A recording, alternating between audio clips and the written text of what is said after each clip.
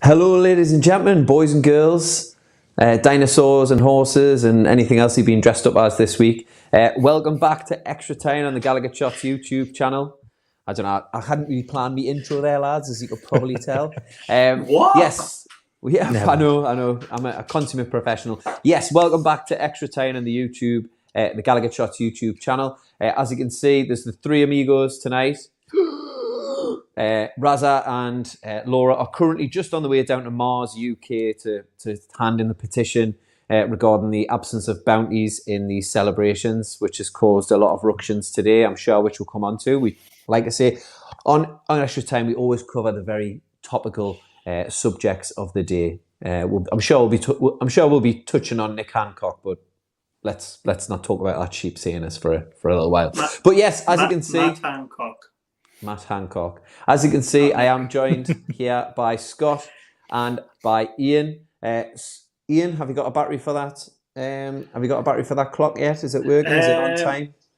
No, it's still 10 to 4. It's been 10 to 4 for about 7 months now. Beautiful. It's on my listed to do things. I've also got some pictures I need to hang as well. And, yeah, man. But because Joey's moving in this week, things of the PlayStation setup, so that's the real important things. What more could two lads want? Now, Ian, have you left on your Dracula makeup, or is that a very bright light that you have? I'm just impossibly white. That's fair enough, man. Is that ooh, that's a bit more. Yeah, that's a bit more sexy. Right. And mentioning sexy, as you can see. On my right-hand side here, depending on which way you look at it. I've got my camera on mirror, so I'm not really sure. Scott, how are you doing this evening? How's life been treating you?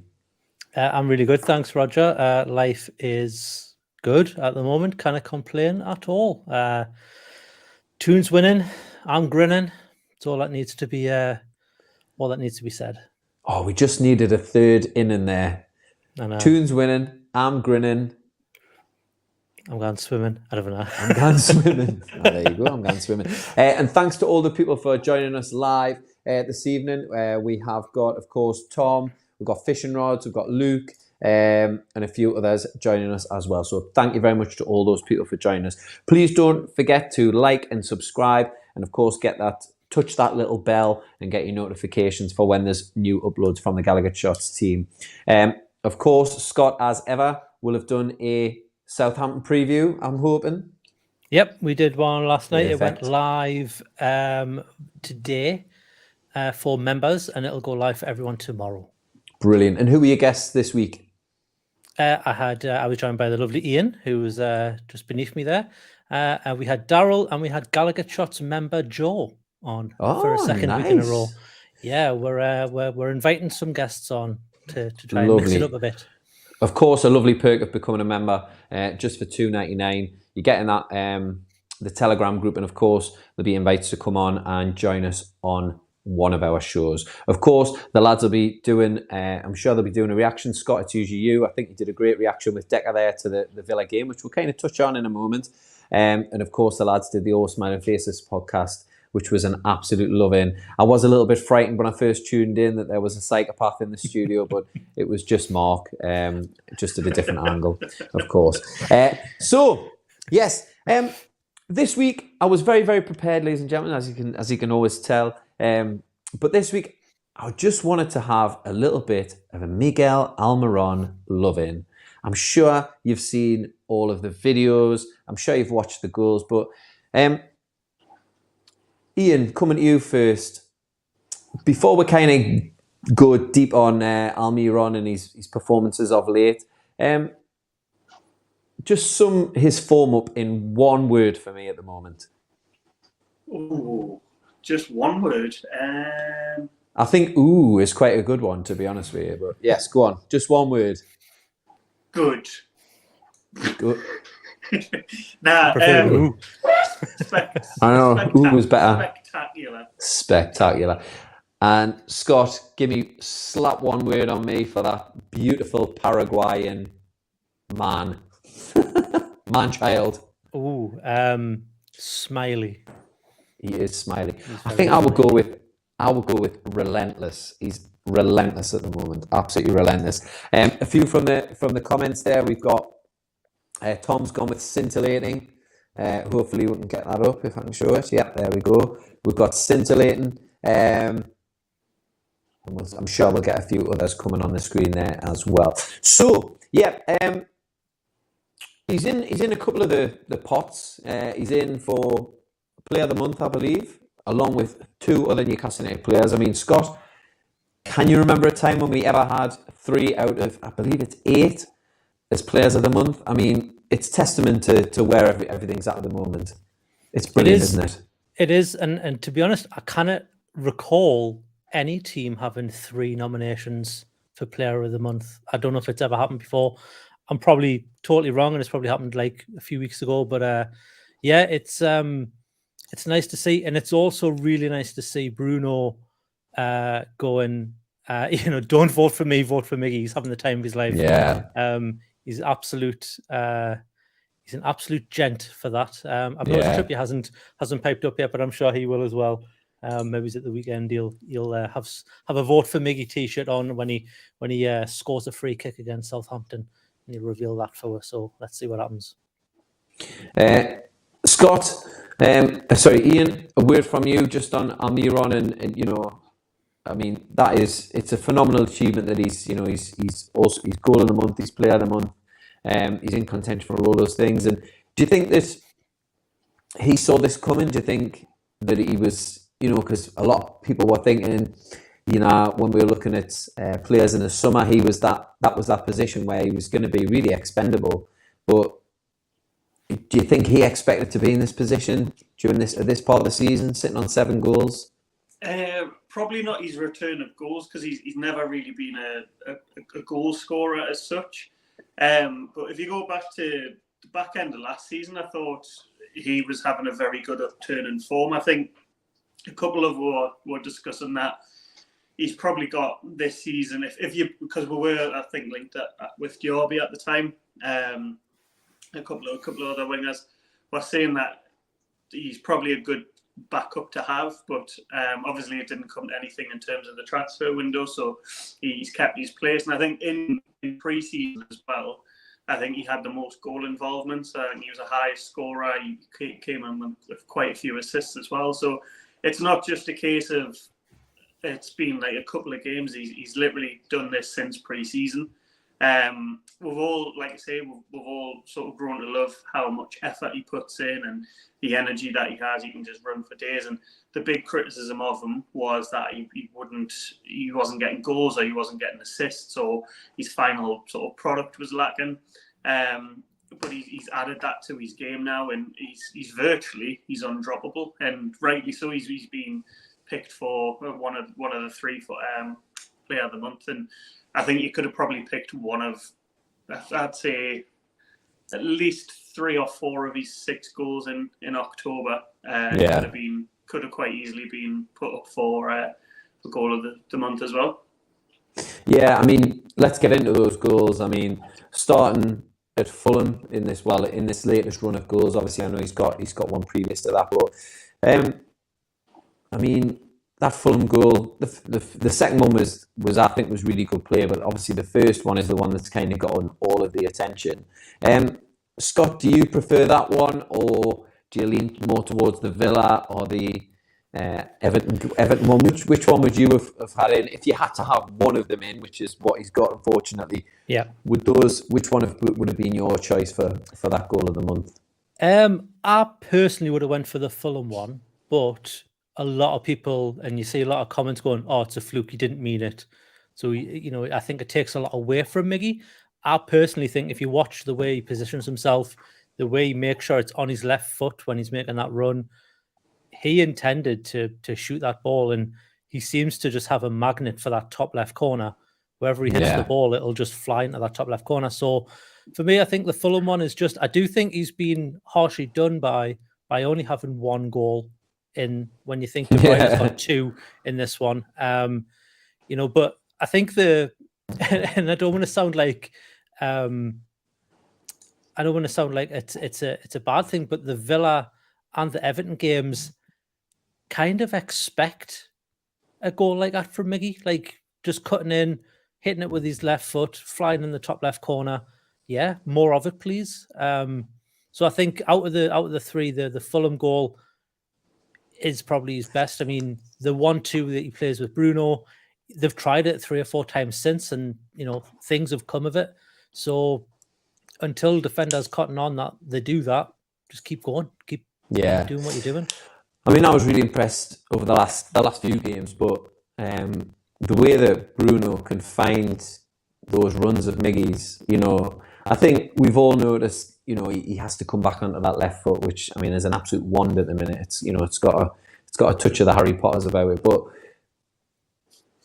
I mean, I've never seen we'll talk about Bruno in a little bit more detail in a moment, but I've never seen a player like Bruno just be able to just turn, quick look, and he can find these runs that I think probably Almiron, Ian, was making these runs all the time. He's making these, but we haven't had that midfielder who's been able to find him. So it's a great combination, isn't it, Ian? Fantastic. Massively. I think one of the things that I noticed in pre-season with Almiron is he's, and I've said this a couple of times before, his runs looked a lot more intelligent. He looked a lot more switched on and a lot more dangerous. It's like you say, it's good that you've got a player of Bruno that can just sort of pick a pass in very, very crowded areas. I think to be honest, I think Scott touches on this quite a lot, and Daryl does as well. There's the sort of little triangle of Trippier, Almiron, and then Bruno on the right hand side of it when you're going forward. I think the chemistry that those three have is absolutely fantastic. And obviously, like Scott was saying there, they've tried it a good few times now in a couple of games. I think I've seen might have been Everton, might have been Villa, where he's literally played the exact same ball. Balls came in from Almiron and Bruno's just sort of chipped it over. I think the interview that Bruno did for the Premier League, I think last week, the week before, he was even saying that the goal Almiron scored last season against Palace, where we won 1-0, he said it was the same sort of link-up. He says he knows where Almiron likes to make his runs, so he'll put him in behind. And Almiron, like I say, he's got all the confidence in the world now to actually get at defenders, and rather than sort of running down blind alleys or running out of plays, he knows where the goal is now. And it's really, really good to see, because like I say, I've always been a fan of Almiron. It's just a case of, I think when we're going through a poor spell, you wanted players with energy and effort, and that's what he had. He never ever gave up, albeit his quality in the final third wasn't great. It's nice to see him reaping the rewards, because I think it's thoroughly deserved. Ian, just coming back to the goals there. So, Scott's gone with the Fulham goal. Do you have out of that little patch of, I know obviously he scored against Manchester City, but that was kind of in off the chest after about 2 yards out, which actually I love those types of goals as well. But what would be your choice for, if you were going to pick out one goal in this little sequence of 6? Which one do you really love, and not necessarily one that you think is the best goal, as in aesthetically, but which is your favourite goal? Maybe slightly different angle on it, because I know what the best goal is, or what I think the best goal is, but my favourite goal is slightly different. I have a few like that with Shearer. That's really difficult. It's probably the hardest question I've been asked all season. I think technically his goal against Fulham is very, very difficult to pull off. It's sort of coming over his shoulder.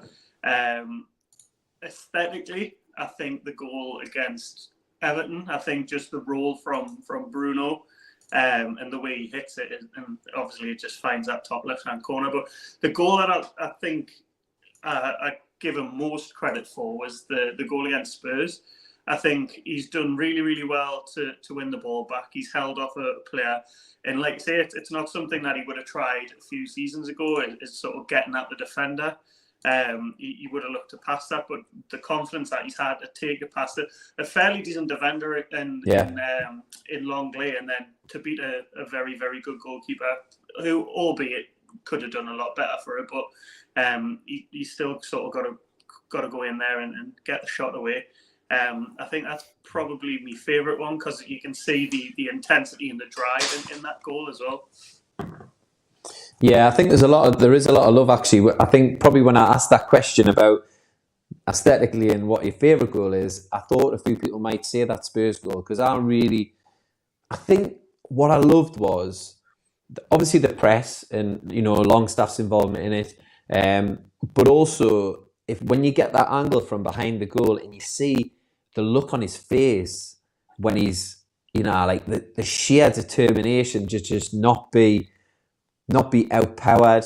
And, you know, it was just absolutely wonderful. Really similar, actually, to there was another goal he scored where he was like, I think it was the Crystal Palace goal last season, where Bruno cut the ball perfectly. He kind of looped over and he got in front of Mitchell. And again, from behind that, you could see on his face, like, I'm fucking getting to this ball and you are not, you know. And he's a little, you know, he's tiny.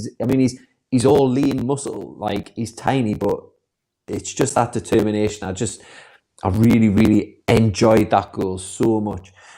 Much more actually than those spectacular ones. Although when he scored that one against Villa, I did have a little there was a few tears in the Gallowgate end, I have to say. I'll name no names, but there was a few tears in the Gallowgate end. It was just absolutely fantastic. You know, he's just on such a brilliant run of form. Scott, coming back to you, do you think this is confidence, coaching, the ability that he had already, or do you think it's just a combination of, you know, a combination of few? And is he just in a purple patch? Is he going to go back to that Almiron that we, you know, most fans I think always appreciated the action that he has and the ability to run and to chase and to harry, but it's a lot more focused now. Do you think this is something that's going to continue? And I wouldn't mind a prediction. How many goals do you think he's going to end on this season? We've got 7 already. Is he going to get double figures? What do you reckon?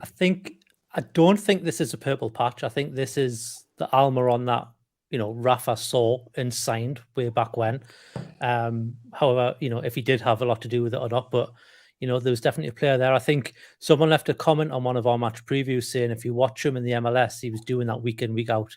I think the one thing that's helped Miggy Almiron is we have a team that wants to attack now and we're not passing it sideways. So when he's making those runs, he's being found because we've got players who actually want to move the ball up the pitch and progress there. But also, I mean, he's got better players around him and that's helping. And it's helping other players as well. Like you look at Shaw, you know, put a better centre-back with him, he's a world beater. Yeah. The same with, you know, Joe Linton. Put better players around him, he's a much better player. And that's not taking anything away from the players and the performances they're putting in, but it has to help. And yeah, like Paul just said there, he's been Eddie Howe. Like it's almost like it's like Eddie Howe just has a list of players, and he's went right. I'm starting with Joe Linton, and then we'll move it down to Fabian Schär. We'll get Emil Kraft involved, and I'm now going to do Miggy. And then I think Jacob Murphy's the next one on his list because he's put in some pretty decent performances in the past couple of games. If you want a prediction on how many goals, I'm going to put my neck on the line and say 15. I reckon he'll get double figures and he'll be one of our top scorers this season. I was thinking 15. Ian, would you like to commit to video what you think Almiron's going to be capable of this season in terms of his goals output? Ooh, I'm going to go... How many is he on at minute 7? Yeah. I'm going to go a conservative 12. Still his best return by a long stretch. I think his highest goals was... He's already beat that. 5 or 6. Yeah, he's beat that. I just think... The unfortunate thing is obviously the World Cup in a couple of weeks' time. I think that'll stop a little bit of momentum. Hopefully, you'll pick up a couple of odd goals in sort of the second half of the season. But I'm going to go a conservative 12. I hope I'm wrong, and I hope it's 20. I hope it's 30, and I hope he wins the Ballon d'Or because he seems like such a lovely kid as well. Always smiling, and that's what you want to see. He quite clearly enjoys playing football, and obviously we're enjoying it a lot more now because he's banging the goals for fun. Yeah. Just to kind of touch on something, Andy's. Oh, what a picture, Andy Gibson! By the way, that is absolutely epic. We were linked with Diaby. I try not to go into transfer speculation, but it was, it was something that was very prevalent throughout the summer. I'm not sure if he's going to be with France. He's a French international, isn't he? I'm not sure if he's going to play in the World Cup. I mean, actually, we're going to come on to injuries in the World Cup in a minute because it's just absolutely blowing my mind. Do you think that'll be the case? Do you think we will now sign? Because when this evolution of Newcastle started, a lot of people were like, including myself, were like, right, well, we'll maybe get rid of players like Hayden and, Hendrick, and those players will go and there'll be Eddie Howe will do a gradual sort of culling of the squad. And I think Miggy, Miggy admittedly probably would have been high on my list for players that, I like him. Lots of energy, lots of chase and lots of running, but not the quality. But do you think he's moved himself into the next wave possibly? Scott, do you think we're going to be chasing that Diaby type player to add to the squad? Maybe it's not in January, but looking towards the summer to kind of push him, just like Andy's saying there.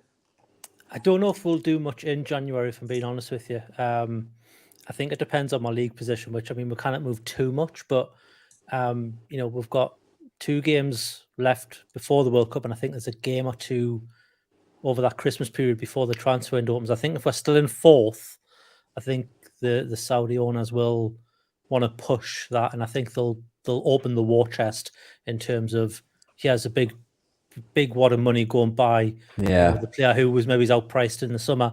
I don't know if signing a player to play in Miggy's position will help Miggy, because I don't know if he would get a start, and I don't know if he'd be able to perform as much, because obviously if you're spending, and I'm going to assume if we're signing a right winger, you're looking at 70, 80 million plus for this player.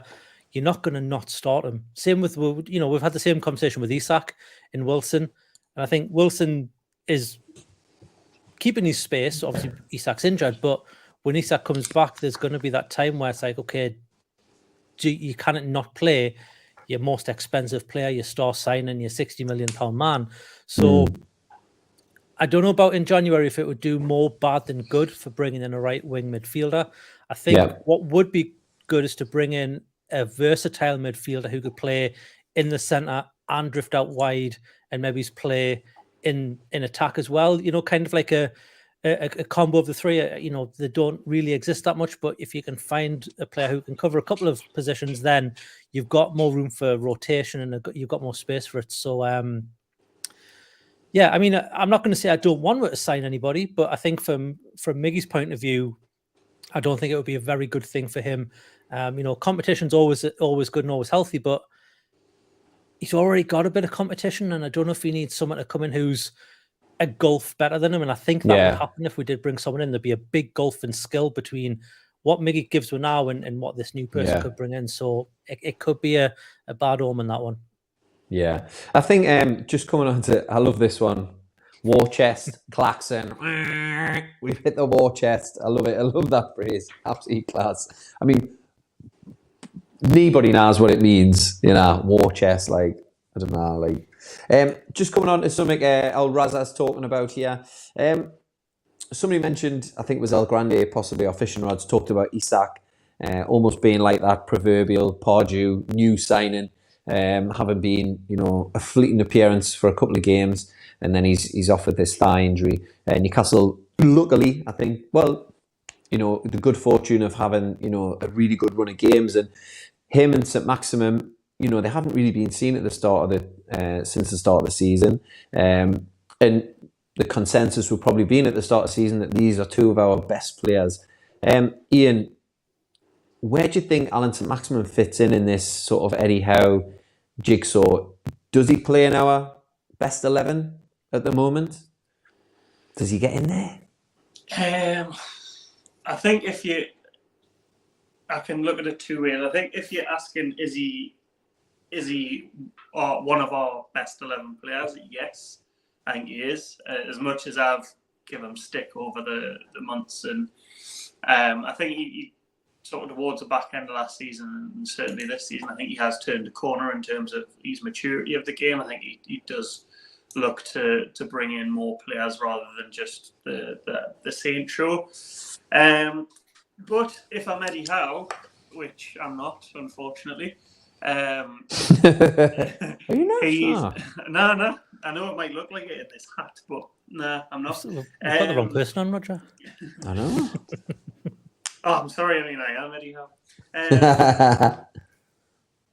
But yeah, I think the way he treats his teams is if you perform, and regardless if you're the £60 million star man, if you're sort of a backup to the first team, as long as you're performing, you'll keep your place. So I don't expect when Saint is fully fit to walk back in the team at all. I think, to be honest, I think we'll look a little bit more balanced without Saint in there. But we all know the star quality that he offers. He drives you up the pitch. He can create something out of nothing. So it's a very, very good headache to have, and it's one that I'm still getting used to. Obviously, in terms of the back four with Target, I thought he was one of our standout players, possibly an unsung hero last season.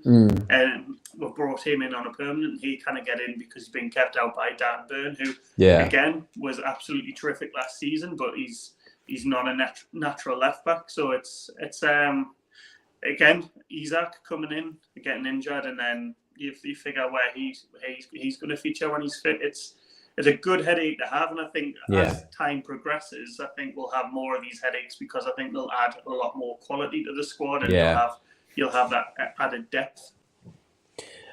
Scott, do you think this is a squad that can qualify for Europe? You know, what are your? I mean, at the back end of last season, I don't want to, see, I told you so, but I was like, you did say fourth, didn't you? I was like, let's go for fourth. You know, I was saying, let's go for fourth. Like, not that I expect fourth, or I think we will end up in fourth, but there's always that opportunity. Like, there's teams. I think the reality of Chelsea, a bit up and down, new manager, new ownership, haven't really got the direction they used to have. Liverpool I can't be the only one who's absolutely reveling in this Liverpool capitulation.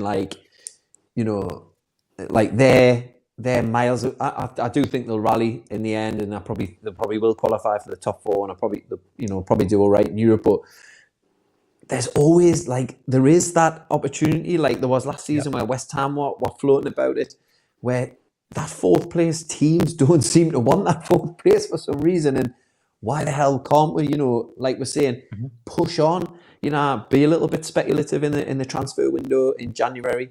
If there's something available at the right price, can we go and get it? And does that push us on a little bit further? Somebody's talking on there about younger players. Maybe he's getting, a player like Ekitike, which I think that probably ships rather sailed because I think he's fucking shot in his own boat, that boy. Trossard has been mentioned. So why the hell not? You know what I mean? I think we might end up in Conference League, Europa League, which would be absolutely bella. But yeah, Scott, why not? Why not is my opinion. What's your opinion? What do you think? I think there's a few things to unravel. I think, first of all, do we have a squad that could qualify for Europe? I think we have maybe a starting, I'm going to say 15. So we've got a starting 11 and a few others who would get us qualified for Europe. But the rest of the squad, we definitely don't have the squad depth to get into Europe next season. And that's not saying we can't do it. I think we'll finish 6th, 7th, or 8th probably. And I think it'll be 6th or 7th. So we will get into Conference or UEFA Cup, going back to what it used to be called, because I don't know what the stupid new name is for it. However, you've seen it happen in the past. You've seen it with Wolves. You've seen it with Leicester. You've seen it with West Ham. They don't have the squad depth to play a midweek game and a weekend game and then a midweek game and a weekend game. And you end up then sacrificing your Premier League position, not like fully, but, look at West Ham and look at Leicester. They're not performing how they should do because they've got midweek games. They've got games that they've been playing, and then the squad isn't grown for that. So I think yes, we can get into Europe, definitely 100%. But I think we'd struggle next season unless we spent a lot of money just fleshing out the squad. And I hate using the word deadwood, but getting rid of the deadwood players that aren't featuring. The likes of I hate to say this about them, but like Matt Ritchie, who isn't getting a start. Maybe he's even someone like up to, say Ryan Fraser, and replacing them with better players, or moving the players who are currently performing down in the pecking order to bring in new ones. And to just touch on the youngsters, we have signed that young Australian guy, we have, who looks the business. I've seen a couple of things from him. He seems to play on the right, so he'll be a good understudy for Miggy. If you haven't seen it, there's a great video that they've put up today, I think, on the A League. It's like an all or nothing, but they go through different things. And this week's was all about Kuol starting in pre-season, then flying to Newcastle, signing for Newcastle, coming back, and then playing for the Mariners, and just flipping the game on his head. So I think we've got a good infrastructure to bring in these young players and to bring in the players that we want. So I think bringing in youngsters is absolutely the thing that they want to be doing. One for the team and one for obviously selling on for profit. Coming back to a player that you mentioned there, I can't have been the only one who was completely fooled by the big Frank Chipper on Twitter, who took over the Toffee Blues. He took the emblem like he tends to do, and he said that Matt Ritchie was the subject of a bidding war between Aston Villa and Everton for £12 million. I looked at it and I was like, what? And then obviously saw the big Frank Chipper, so I was absolutely pissing me pants at that. But I think, Ian, I mean, I'm old school, really old school about, I used to love the UEFA Cup, and I used to love the the Cup Winners' Cup, which I think was, classic competitions. I don't know why they were bastardized and taken away, because they were in their own right. They were such good competitions, but I feel like the Conference League and the Europa League they're having a bit of a resurgence. Like there are some good teams in there. I think Barcelona are going to be in there now, possibly Juventus. That is an exciting prospect for us, isn't it, Ian? Come on, surely. Massively. I think if anyone said, "Oh no, I don't want to finish 7th, 8th, whatever," because we'll only get the Europa Conference. Your team's going to be back in Europe. Yes, you're not going to be playing the glamorous teams like Bayern Munich and Real Madrid, but equally, in the same breath, you can possibly, with, like you say, a couple of additions and a bit of bolstering of the squad, you could make a real go of it. And it's always... I always loved watching Newcastle in Europe. I thought it's nice just to see different teams come to St. James's as well. The nighttime games, I actually worked in St. James's for a brief period when would have been the Europa League when we finished 5th under Pardew. And some of those nights were absolutely terrific. Obviously, the last minute goal, I think Cisse scored against, I want to say Angie Mitchell. Who had Carlos and Etu and some absolute savage players playing for them. So, nights like that, you would love to see back at St. James's Park. Obviously, now with the added bonus of war flags, that their displays would probably be absolutely mind-blown as well. So, if you can get... The only thing, I think I said this, I can't remember if I said this on Extratyne a couple of weeks ago, or a match preview, or even just in the group chat. I just hope it doesn't happen a season too early. Like Scott was alluding to, you still got players like Kieran Clark, Matt Ritchie, Lascelles, who were all in the championship with me. So that there is still, to use that phrase, a lot of deadwood to shift out. But fuck it, let's go for it.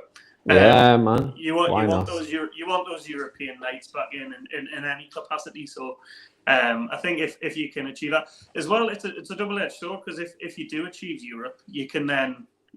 That is a selling point to getting a higher caliber player. So it can work both ways, I suppose. Yeah, I think a few people, it's been echoed in a lot of the comments there, why the hell not? I think that's what football's all about, being a football supporter. It doesn't matter whether, other people think it's a minor competition. I was watching Rangers in the conference, in the Europa League. Roma were in the they were in the Conference League and they won the Roma are a massive club and why not? If you look at the lineups now, they're starting to thin up. They're thin down on the get rid of a lot of the poorer teams, and now you've got some prestigious teams like Lazio, Cologne, Feyenoord were in there. So, and then you'll have your teams dropping down from the Champions League. If we can get in it and stay in it up until that round, I think some of the lads are saying on some of the comments here, those Thursday nights under the lights against FC, who the fuck, bring it on. So I think it's all good, and of course with Scott being in mainland Europe, I'm sure he's absolutely licking his lips at the prospect of being able to just travel cross borders and just get down to, I don't know, a lowly team in Germany or a qualifier in Luxembourg or wherever. Scott, it's got to get you excited for that. Those European little adventures, surely. Absolutely. I mean, my first ever Newcastle game attended was Atletico Bilbao at St James's Park all those years ago, the first one. So I was, my first live game that I attended, but I would like nothing more than to be. I live right next to the Cruyff Arena, so if we get in the Champions League and draw Ajax, yeah, great. Yeah, I'll get in there and try and get a ticket. But even if we're playing, someone like Feyenoord or FC20, or even if it's to go a little bit further afield, it's a train journey and it's a 2-hour train journey or a 3-hour train journey for me. So I'm absolutely chomping at the bit for European football, just so that I can get there and not have to spend 4 hours in an airport before I get to before I get on the flight. So man. Bring it on. The beauty of Schengen. Oh, absolutely wonderful. No passport needed. Exactly, no passport needed. Well, hopefully for us. Coming on to passports, I suppose the most low key in terms of excitement, but very high profile in terms of its location and the details around Qatar getting the World Cup. Usually, a week or so, 2 weeks before the World Cup's beginning, I think we'd all be very excited. We'd have our tune room would be changing to our England room. We'd be all excited. We'd be texting my mates saying, right, we'll play this team on this day, right? Who's going to host? Who's getting the cans in? Who's getting this?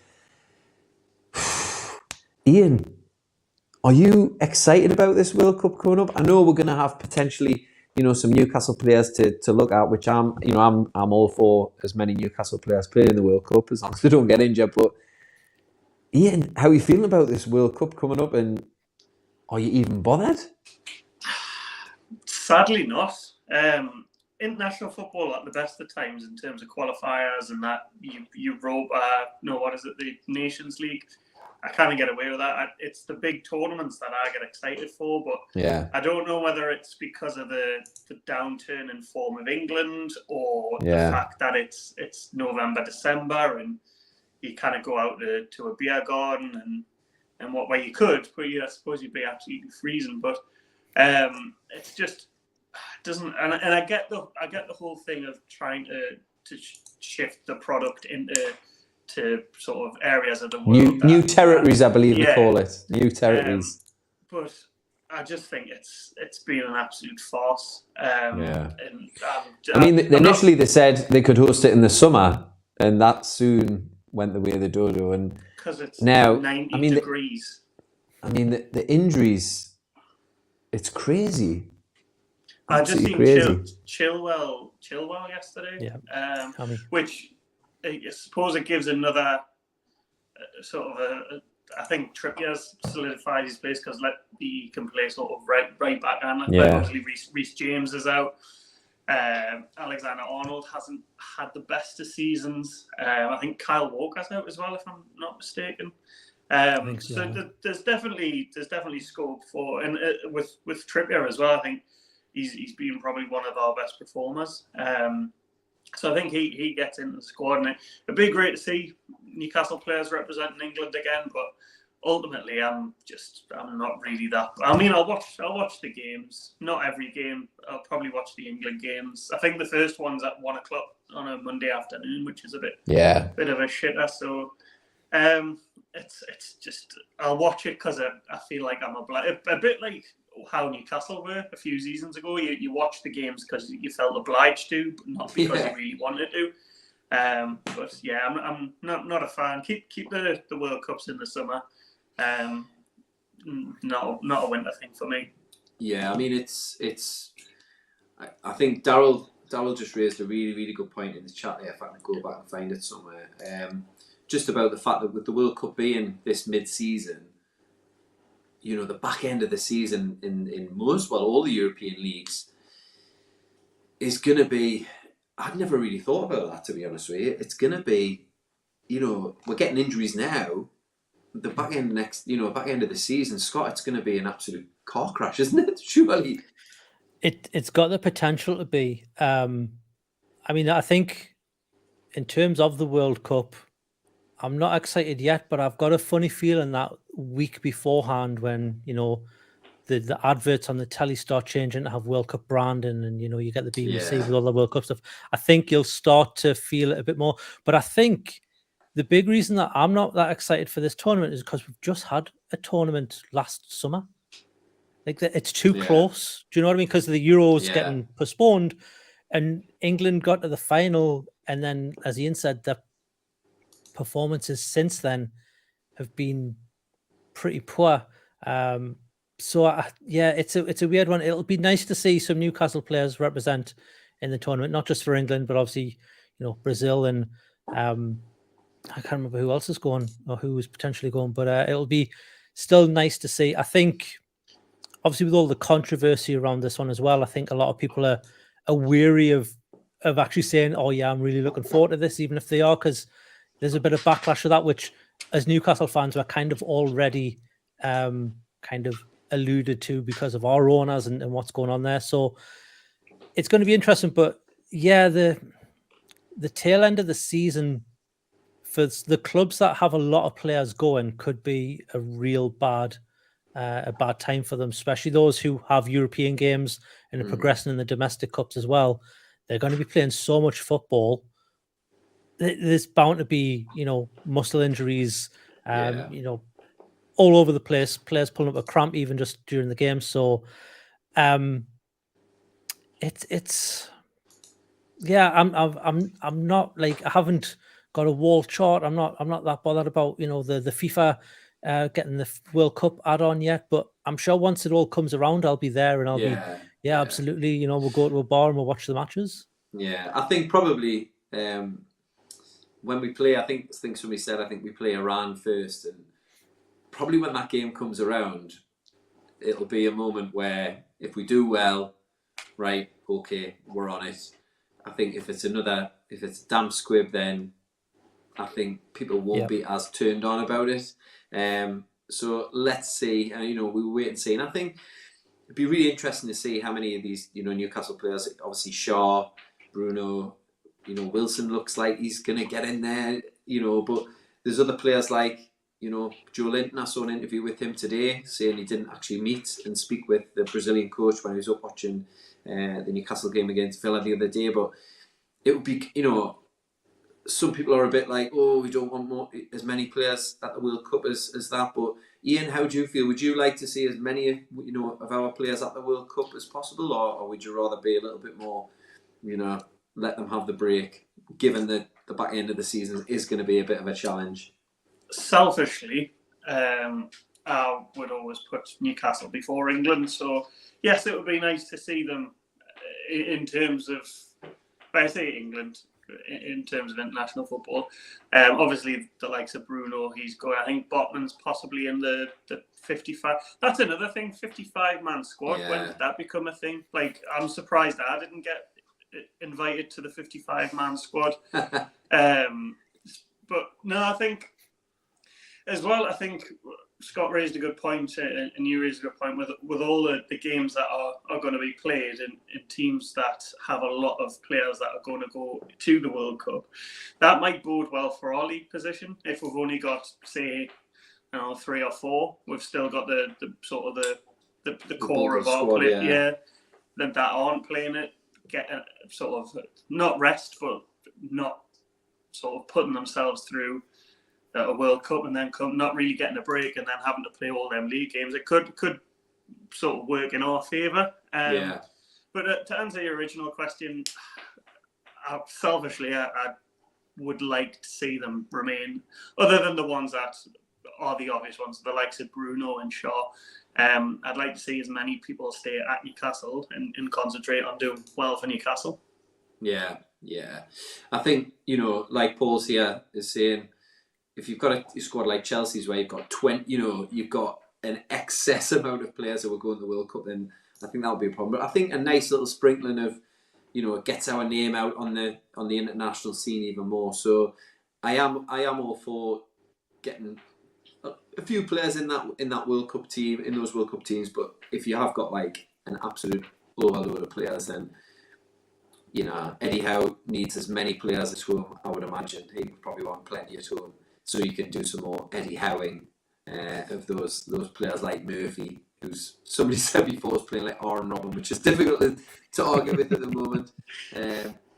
He was really unlucky. Did you see when he hit the post and then the camera went back to him and he was like, "Oh, for fuck's sake!" And it was just brilliant. Absolutely loved it. I love those the match cams that they've done. I mean, they've really. I'm sure other teams do them, but I think it's a really good feature. 4 or 5 days later, when you kind of still got that buzz, but it's kind of maybe just starting to fade, and then they upload the match cams, and you're like back on it again, watching it like anyhow without the commentary on it, and you're just absolutely, completely involved with those 4K cameras. Absolutely bella. So if you haven't watched that already, which I'm sure most people have, definitely give that a watch. So kind of just moving on from the World Cup. There was a sad loss in the last day or so. A very prominent player in the history of Newcastle United. I'm sure Raza's already furiously typing away here, and I'm sure Malcolm Elliott will be furious with us even mentioning this man's name. But Ronnie Radford, a very famous player in the history of Newcastle United. Never pulled on a Newcastle United shirt unless he swapped shirts with Malcolm McDonald at the end of the game, possibly. But a scorer of a really iconic FA Cup goal against Newcastle when we were relatively flying high in the 70s with Super Mac and players like that. But he scored an absolute screamer. But sadly, he passed away. Ian, did you see those goals? And have you seen the reaction? Did you see Newcastle actually did a little Twitter post in tribute to Ronnie Radford? And do you think we'll see that'll be the end of the Ronnie Radford goal every time we're in the FA Cup, or do you think it will continue on and on and on? Yeah, obviously it was well before my time. I've only just got over the exit to Cambridge last season. But no, I think it's one of those goals where it's just going to be written forever in history. If I'm not mistaken, I think was it Hereford he played for? Yeah, it was Hereford in 1971 or 72, I believe it was. A giant killing, as they say. We've had war chest and we've had giant killing already. I think it's just going to be one of those ones that is going to be synonymous for the rest of time. But yeah, it's obviously upsetting when the sort of world of football loses. I was going to say an icon, but say a cult hero. But yeah, it's I think it's just one that's going to be played forever and ever. More so this time round because obviously of his passing. I think it'll feature prominent in the next couple of rounds of the FA Cup. Yeah, especially if we draw like a lower league side. Yeah, like Hereford probably. Like that. That would be iconic, wouldn't it? That'll be the gods conspiring against us. Thinking of the cup. Obviously, we've got Southampton away this weekend, but we have 2 home games coming up just before the end of the partial end of the season for the World Cup. We've got a Palace game coming up, so I know you lads have done a preview for the Southampton game, so I think we're going to win 2-0 against Southampton, by the way. That's my prediction for that one.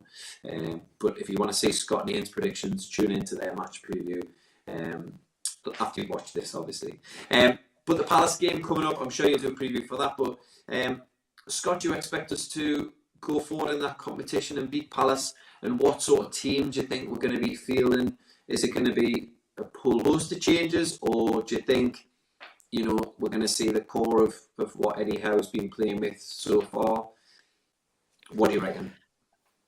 I think a lot of it depends on what happens this weekend, because like we've alluded to already in this podcast, Eddie Howe doesn't change a winning formation, but it's the cup. Maybe we'll see Nick Pope getting a rest, and we'll bring in I can't remember the new lad's name. Carius. That's it. I just know his picture. I don't know his name. He's maybe to be fair, he's canny both ways. We went from Jeff Hendricks to him, and it's just kind of like we'll just keep bringing in these world star stunners. But I think random players is what I would say. Changes, but not wholesale. I think we'll see the likes of St. Maximum get a start. Maybe it's John Joe Shelby as well, just because they need the minutes and the legs, they need the fuel in the tank. But if we beat Southampton, when we beat Southampton at the weekend, I mean, Eddie Howe will want to go all guns blazing for Chelsea. Yeah. So he might rest a few of the bigger names. Maybe we'll see Wilson drop to the bench, and we'll see Chris Wood start against Palace.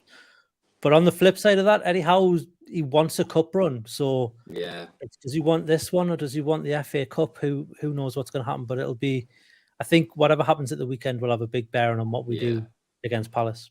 Because with it, especially Ian, with it being the Sunday as well, less recovery time for those players who will play during the Southampton game. But if we manage to get 6 substitutions in, like we did against Aston Villa, we might be in a bit more of a stronger position. But Ian, what do you think for the Palace game? Do you think he's going to make some big changes, or do you think he's going to try and keep that core group together? I think it'll probably be a 50-50 split. I think the likes of Target, I think they'll get some game time. As you said, Shelby, St. Maximum.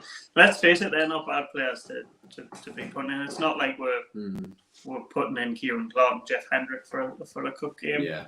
And I think obviously he'll have like Scott was saying, he'll have one eye on the Chelsea game, because I think, if I remember rightly, looking at the table, I think they're 3 points behind us. Obviously, given at the time of recording, obviously. So that could be a real 6-pointer in the Champions League place competition between us and Chelsea. So imagine that. Which it's absolutely mental to say that is when this time last season were wanting Watford and Norwich. They were in the Premier League last season, weren't they? Watford and Norwich. Yeah.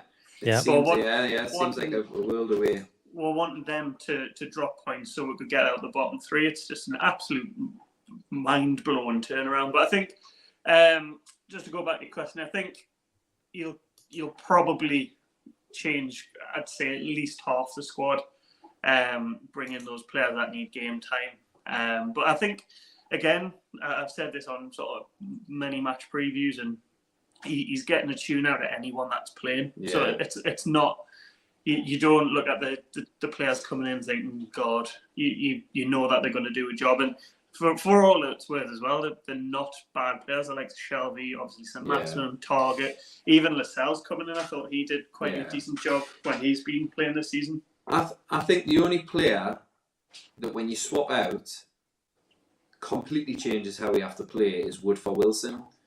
I think, like, obviously Bruno is like amazing, but to a lesser extent, Shelby does have passing capability. He's got a longer range passing ability, but I think dynamic wise, in terms of how we play, Wilson for Wood for me is a massive change in it. When you've got Southampton, you've got 2 days training, and then you throw Wood in, who isn't the same type of player, Callum Wilson. I think if Wilson's fit, Wilson will want to play. Even though it is really close to the World Cup. So that for me is the key change. I think, like you say, Lascelles, yes, he's not as good as, but what if he's paired alongside a Botman, or then you can negate that. Again, John Joe Shelby can come in, quality player, look really good under Howe, seems to have really switched his head on. and he can do that role in midfield. But for me, Wilson and Wood is the big one. And, you know, I trust Eddie Howe completely, and I think he'll go with what Wilson wants. You know, like, I think Wilson will want to play every game because he's in a rich vein of form and he wants to impress. But I think it's a big risk. Scott, what do you think? What do you think about that? You know, I think if it comes to 60 minutes on Sunday and we're 3-0 up or 4-0 up, I think we'll see 3 or 4 substitutes of taking off the likes of Wilson, of Joe Linton, Bruno, to give them a bit extra rest than what they would normally get, so that they can potentially start the Palace game. We've seen it happen, and this is going to sound absolutely crazy. When we go 3-4 goals up, and that sounds weird because normally that was a one-off, but it's been pretty consistent. You see Eddie Howe just make loads of substitutes. Like, he'll bring on 3 players at a time, or he'll make, 2 and then another 2 later on. So I think if we're comfortable on Sunday, is it Sunday? Saturday? Yeah. No, it's a Sunday. Sunday, 2 o'clock. 2 p.m. Yeah. If we're comfortable on Sunday, then we'll see a lot of changes in that game, which will mean that those players could potentially get a start against Palace. But I think if it's like, I think I predicted like a 1-0 scrappy game, or, backs to the wall, that sort of thing, because Southampton are quite hard to break down. You don't get many goals against them unless you're Man City. It could be the case that he's going to play a lot of the players for 70, 80 minutes, and then he's taking them off at the end. And then that's just to get kind of fuel in the legs of the players who are going to start at the midweek, and treat it like a mini training session for the end of that game. It's a tricky one. It is a tricky one. It's so hard, because for me, I would say for this, write the game off and concentrate on the league position. But I also want a cup run, so it's like, well, I suppose since you've kind of said that, you might have already seen the comment on the chat there. But I suppose we'll finish just before we finish up tonight with El Grande Salmon's put a really good question, and it's a question you see quite often about what would you rather. But as the position that we're in, would you take 4th in the league and no cup run, or a cup win and 10th in the league? Oof. I'd take a cup and 16th in the league, if I'm being honest with you. Yeah. A cup, like just any silverware that isn't either Division 1 or Championship or the Intertomato Cup. I need to see something before I leave this planet. Yeah. So do you think it would be better in terms of our progression, a bit more gradual, like win that cup, playing the lesser European competition, rather than, oh shit, we're in the Champions League now, we've got to, its plan from 2 years has moved forward. Do you know what I mean? Like, Ian, what do you reckon? Like, would you take that league position, or would you take the cup? When you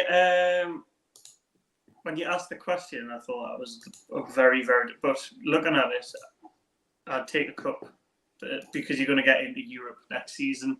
Yeah. You know what it is? Fuck either or. We'll go for both. We'll get a cup run. Yes. I know that wasn't the question, but I'm being very positive these days. We'll finish 4th and we'll win the cup now. We'll take that. I'd take any cup. League Cup. Obviously a major. Although, is the League Cup classed as a major? I don't know anymore. It's major to us. Yeah. Exactly. It's something that something ribbons on that means something. I'll have that. It's obviously been however many years since we had any silverware, so I think people turning the nose up at the likes of a League Cup in favour of a Champions League, I think maybe needs a little bit of a reality check. It's a case of we still haven't won a trophy for however many years. To get a trophy and then that guarantee European football the next season, and then just build on that. And then win the Premier League, and then the Club World Cup, and then we'll have that nice little gold badge. Imagine how nice that would be, the little gold badge for the FIFA World Team of the Year. We'll get that on the kit. It'll be spectacular.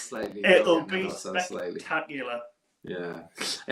I think there is the consensus is a cup, and I think we are in the beginning embers of this, this takeover and the progression that we're going to make, but I think, these opportunities to win cups, like when they come along, you've just got to take them, because we might spend all this money, qualify for the Champions League, but then something might happen in the future that means that we, that's taken away. I just think we need to have that day in the sun. Most people who follow Newcastle now, the last proper cup one was in the 50s, really, because a lot of people don't even count the Intercity Fairs Cup as like an established competition, because you didn't have to qualify for it by actually playing any games. You just got it because of the type of city that you were. So I just think get some bloody silverware in that, that empty trophy cabinet, and then those good things will hopefully come later down the line. But I think to have a picture of the lads, and I think Bruno and all these players, they want to win a championship for the team. So be that the League Cup, I think they would be happy with that. I think they'd be like, right, this is the first step in, because I think it was Man City's first cup, or they might win the FA Cup. I'm sure Darryl will correct us on that one.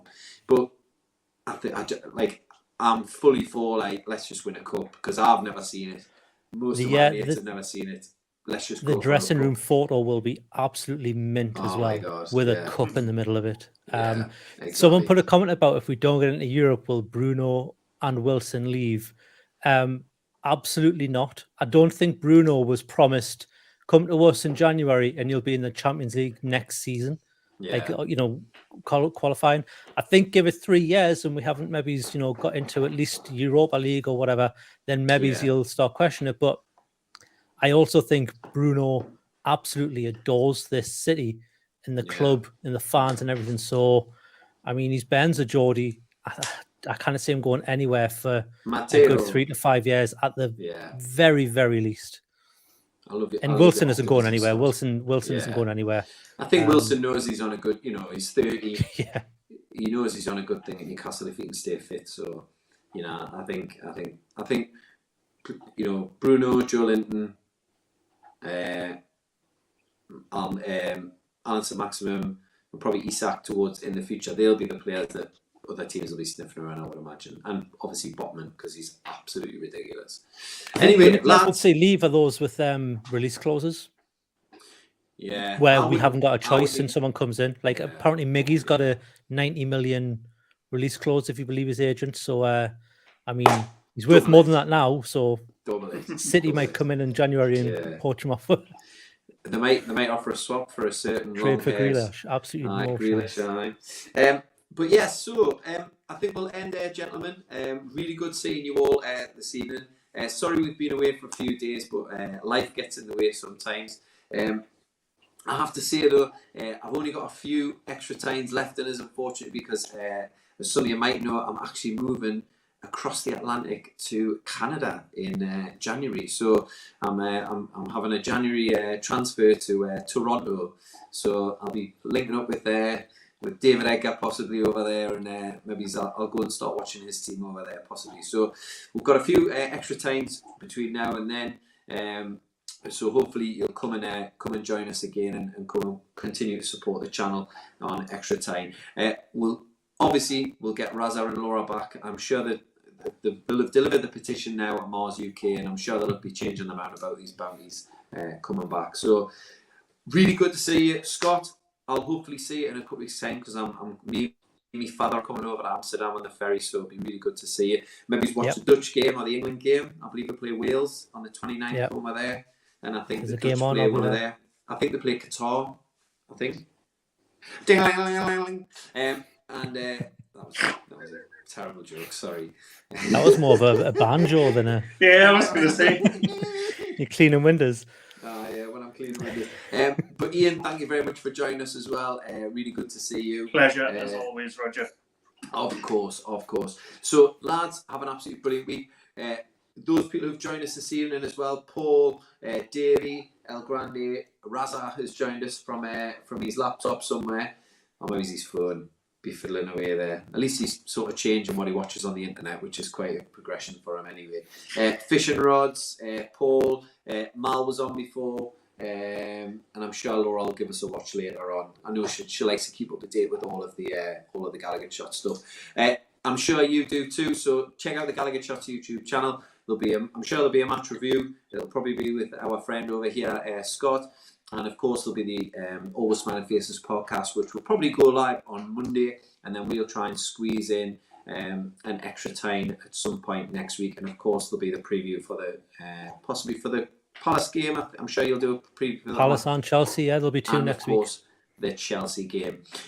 So loads of stuff going on. Please remember to like, subscribe, follow, get the updates, tell your granny, tell your dog, tell whoever. But thanks very much for joining us. Really good to see you all again. And we'll see you next time on Extratyne. Take care, everybody. Have a great weekend. And let me just find the video to close the show. That'll do what I'll do. And everybody wave.